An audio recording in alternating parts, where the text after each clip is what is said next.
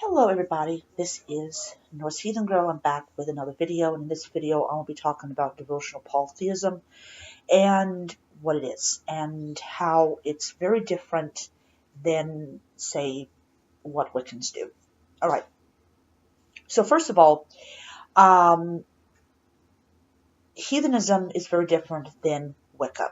Heathenism, or Asatru, has a longer history than Wicca does, mainly because it came forth in the 1800s, wasn't very organized, and a lot of members ended up going to concentration camps, like I think one of them was like Dachau.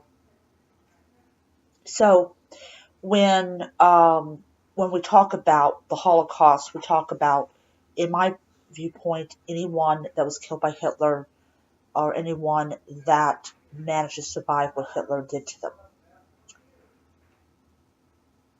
So, so devotional polytheism is basically, how to say it? Hold on. I think Webster's Dictionary is better off than I am. Oh boy. Yeah. So, let's see here.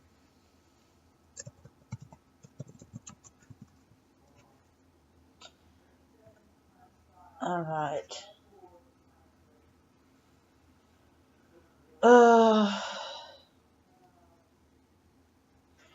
Okay, so, alright.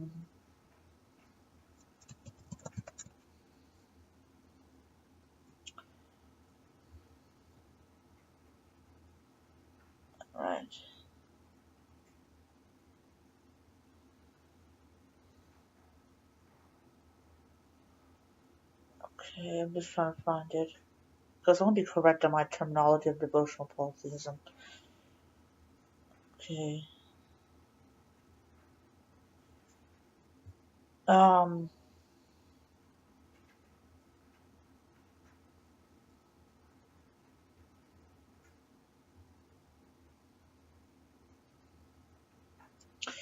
okay, so I'm just going to put it bare bones. Devotional polytheism is, um, okay, so um, let's divide it in half here. Let's talk about the definition of devotional. Devotional is basically, um, devotion to a particular deity or a particular set of deities. Polytheism is, of course, belief in more than one deity.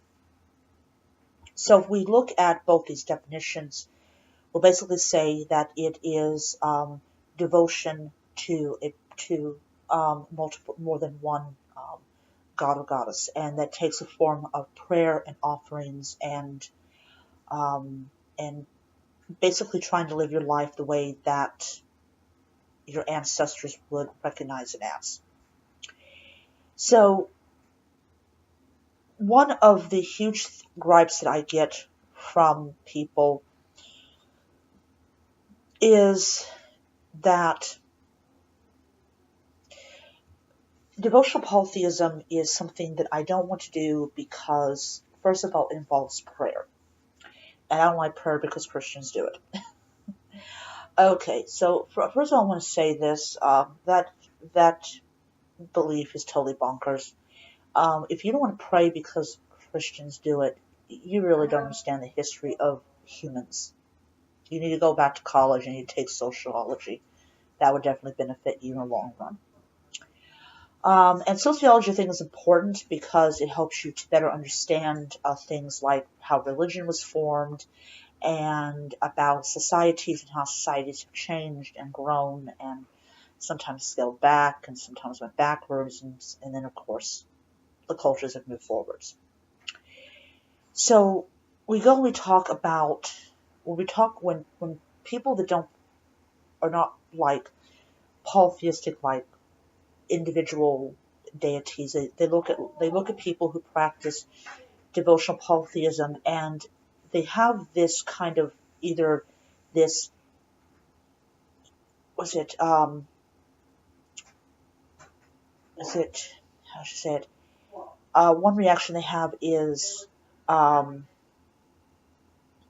This is just as bad as Christianity, or another attitude they have is that, don't you know their aspects? And this deals with jargon's belief in archetypes. And that's where we get that from, where, all gods are one god and all goddesses are one goddess, and the god and goddess are two halves of a singular aspect or a singular deity, which I would consider a form of monotheism, except that it's not what I call true monotheism, because even though they acknowledge that the god and goddess are two halves of a single deity, they don't actually worship a singular deity. They worship multiple gods and goddesses, but in an archetypical aspect. Polytheism, on the other hand, is belief in multiple gods and goddesses without the archetype reference.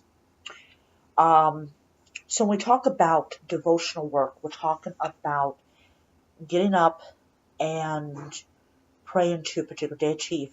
If you're into Norse polytheism like I am, you would set aside a day for a particular deity, and you would do devotional work geared towards that deity. So like say today's is Wednesday, so Odin and Loki are honored because of the oath that Odin made, that when I drink, you drink. So when you talk to people, say somebody happens to be Wiccan, and you talk about your devotional polytheistic work, or you talk about your devotional work to, say,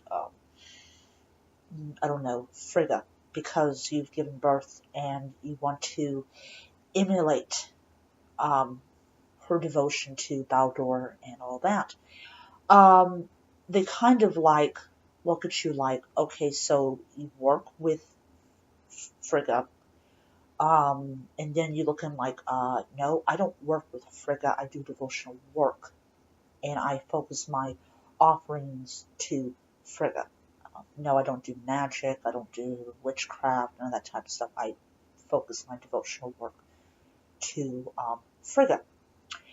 So I think that when you have people who are so-called pagan but are not polytheistic in the sense of, let's say, Norse or Egyptian or Hellenic or whatever, they kind of look at this as something that has no place in the pagan umbrella.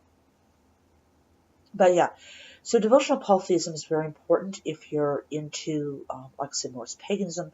Like today is Wednesday, as I said, I would honor Odin and Loki. Then tomorrow is Thursday, it'll be Thor, and then Friday would be Frey and Freya, and Saturday, of course, would be not to any particular deity. What I generally would focus on Saturday would be like Baldur and Hela. And then Sunday is Suna, and Monday is Mana, and Tuesday is Tyre. So anyways, yeah, and it changes, and all that interesting stuff. But anyways, devotional polytheism or devotional work is very important, and it's something that I think that and other things is what marks Austro or heathenism different from, say, religions like Wicca. Alright, so I'm not bashing on Wiccans, I'm not, but I just want to put out there that there is this difference. And devotional polytheism is not doing magic or doing witchcraft or anything like that. It is what it is. It's devotional work. Okay, so I hope that you enjoyed the video, and I will see you around. So until next time, may Odin bless you.